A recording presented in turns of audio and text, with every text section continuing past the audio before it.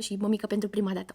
Consider că ar trebui să faceți cursul ăsta indiferent dacă sunteți la primul copil, la al doilea. Faptul că există, nu știu, șanse mici sau te gândești că mie nu mi se poate întâmpla, nu este suficient. Mi se pare că trebuie să fii pregătit pentru copilul tău, pentru orice situație. Pentru că există cazuri grave care pot fi ocolite, îmbunătățite, chiar poți să salvezi viața copilului tău. De exemplu, voi știați că tehnicile de prim ajutor se aplică într-o poziție diferită pentru nou-născuți față de copiii peste un an și adulți? Eu nu știam și am aflat în cadrul cursului și m-am simțit foarte norocoasă să fiu acolo și să particip. Acestea au fost cursurile la care noi am participat până acum. Le mulțumim celor de la ProMama pentru cunoștințele pe care le-au împărtășit cu noi și pentru toată răbdarea, pentru că în cadrul cursurilor există la final sau chiar și în timpul cursului poți să întrebi dacă nu înțelegi ceva. La final există sesiune de întrebări. Deci, clar nu pleci de acolo nelămurit în vreo situație. Desigur, acolo la centru puteți să mai mergeți cu bebeluși și copiii la kinetoterapie, la consultații de alăptare. Puteți intra pe pagina lor și o să vedeți tot ceea ce puteți face la centru. Tot pe pagina lor găsiți și cărticica aceasta, Magia maternității, povești despre alăptare, scrisă de Sorana Mureșan, cea care a înființat centrul ProMama. O grămadă de povești reale aici, tocmai de aia te prinde atât de mult,